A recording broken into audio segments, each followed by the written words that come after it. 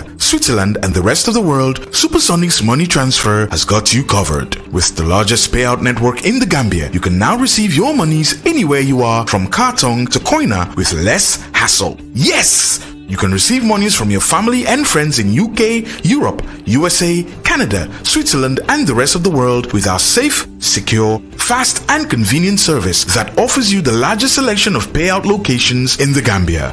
Supersonic's money transfer. We are currently in 34 African countries and counting, giving you quality money remittance services that are second to none. Visit the Google Play Store or the Apple Store today to download the Supersonics Money Transfer app and enjoy excellent money transfer services only with Supersonics.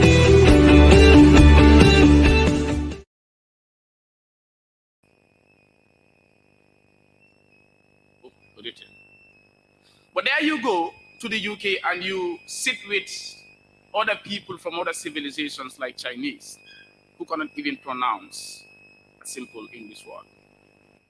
Okay? But yet, they will look at us and say they will not lower their standards. And they have been here for over 50 years. Well, yeah, Jame will say 400 years. And then they left an education system with us. The education system was to advance the colonial project. And when they left, they dropped it, and we're still proud of that education system. It continues up to this day. He talks about corruption in the school system, whether there is a subject that teaches students about ethics and morality. Just to inform this gathering also, that currently we have what we call civic education as a subject. I think it is introduced already. The other time we went to the WIAC to validate that and all that. And part of the civic education as a subject is also ethics and morality.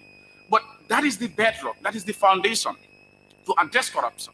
When we say, how do we fight corruption in this country, some will say, because normally when I pose this question in my class, my students will say, it is about putting in place the laws. There are good laws in this country, right? But have they benefited us? No. It is not only about laws, but it's also preparing the mindset. That is why I get back to the point. I said, in 1965, what have our forefathers done in defining, making the Gambian understand the concept of independence? Not merely ceremonial, that we have a prime minister who will come and deliver a speech and we have cultural groups there, fanfare all over the Gambia has become independent. No, it moves beyond that. How do we prepare the mindset?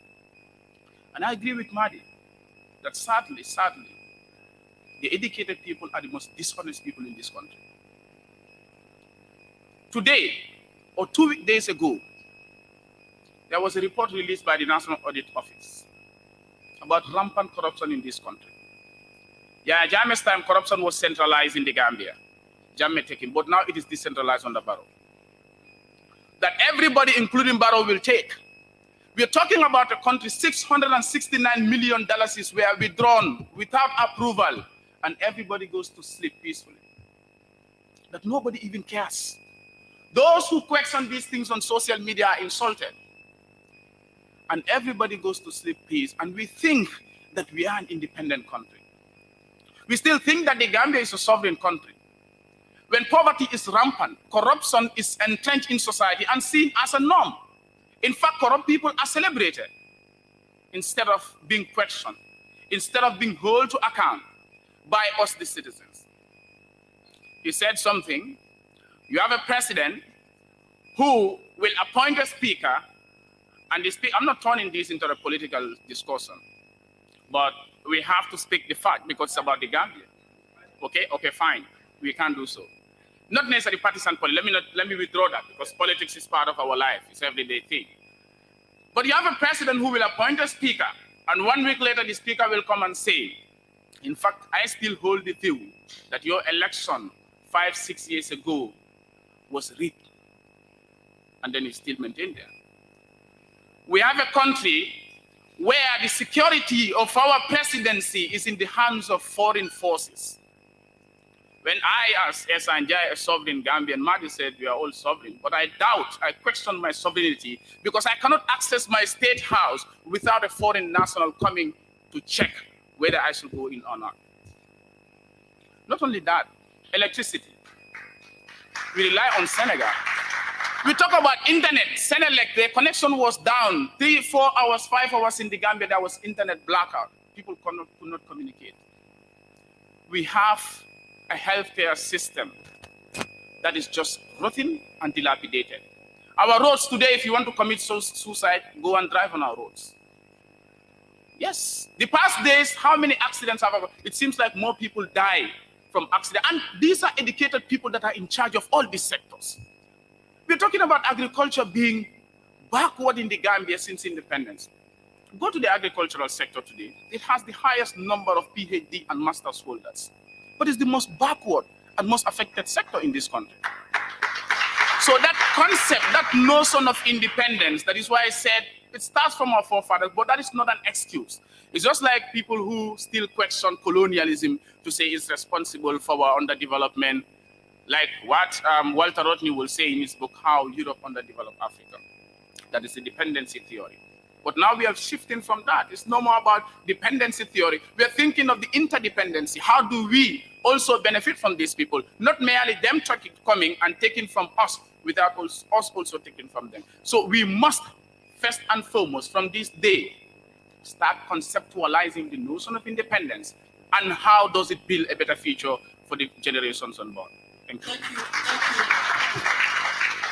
I think what we are seeing here is passion and factual information that touch on our life. And the bigger question is, what do we do with all these problems? We know they exist. And part of the missing point now over here, and I'm throwing it to you, again, Dr. CEESAY, part of the missing point is on the issue of education and informing the Gambian mind. And it translates to our political culture.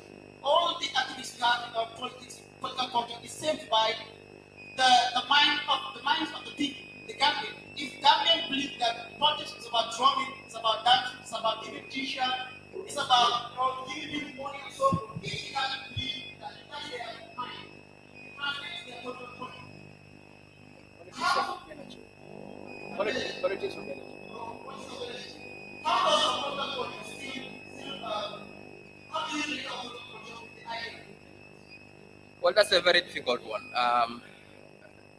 First of all, before I just answer that question, I, to a large extent, agree with the previous speakers that we should not be where we are today, considering the level of people who we think are educated and are manning critical positions in this country. However, I'd like to draw a line and make there's a difference between being schooled and being educated.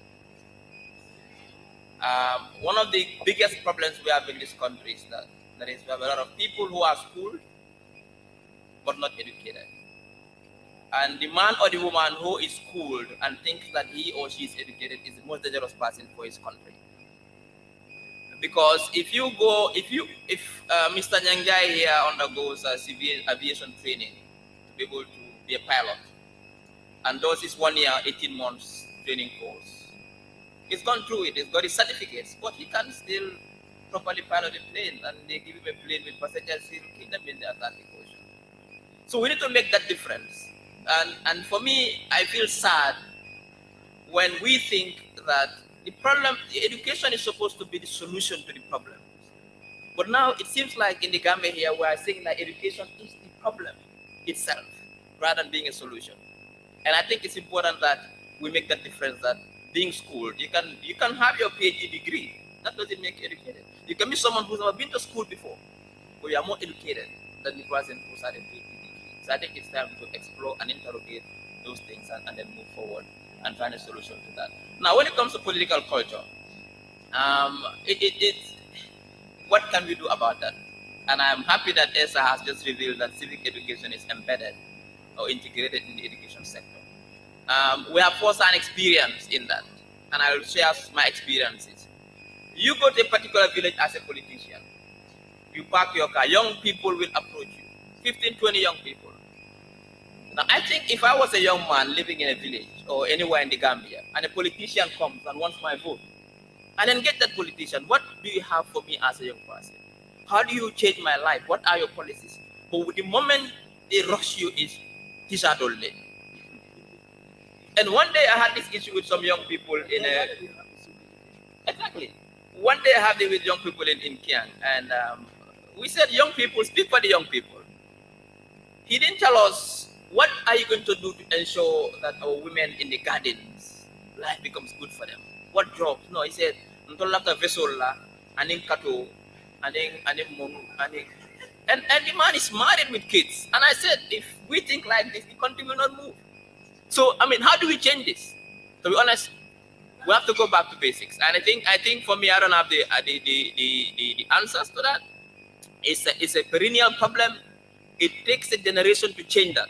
And that is why I say we have to catch them young. Let us, you see, for us, to most of this generation, we are lost generation. We are gone. We cannot change certain people. It's not possible to change them. We have to go and catch those young ones who are not born yet.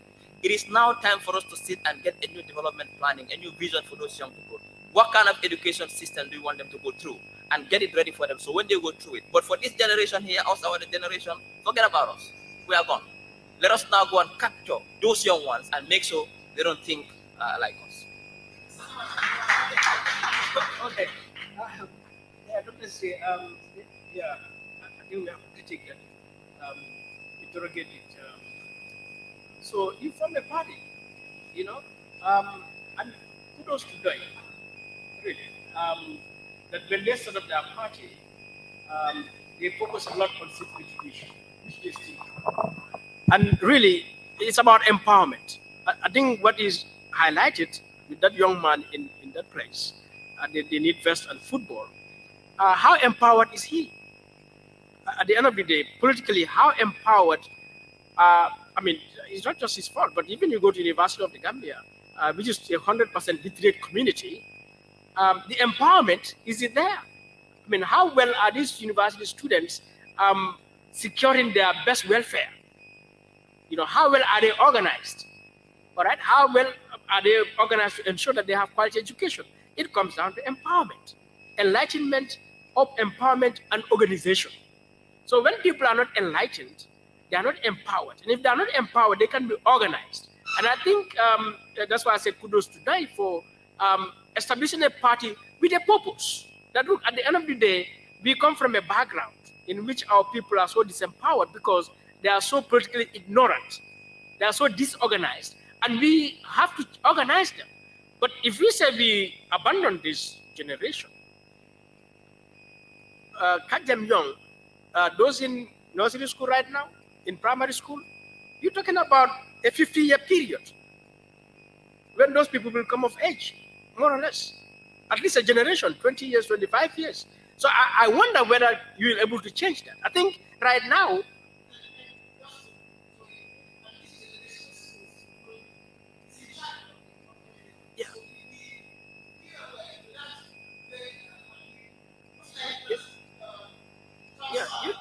you will dismantle this country. So even the younger ones that we want them to take over, they'll find nothing here. So I think, like you said, your question is a difficult one in one sense, but also it's a simple one. That we have all recognized education, and we're talking about value-based education. How do we create a value-based education so that we produce policymakers, lawmakers, technocrats, intellectuals who are with value? Thabo Mbeki was invited to one of our revolutionary parties in Tanzania, Chama cha Mapinduzi Party, to talk to the Youth Congress. And he said his fear, he's very afraid for Africa. We have all the skills, all the knowledge, all the tools, but what he does not see is values. So that if we don't have values, we can have all the PhDs, we have all the computers, we have super high internet, we have vehicles, but we cannot do for ourselves. And right now, that is the problem we have. So I think we have to target this generation. Our political parties have to reposition themselves to really begin to see themselves as tools of national liberation, of tools of development, of empowerment, and see how do we really transform our electorates, and so on.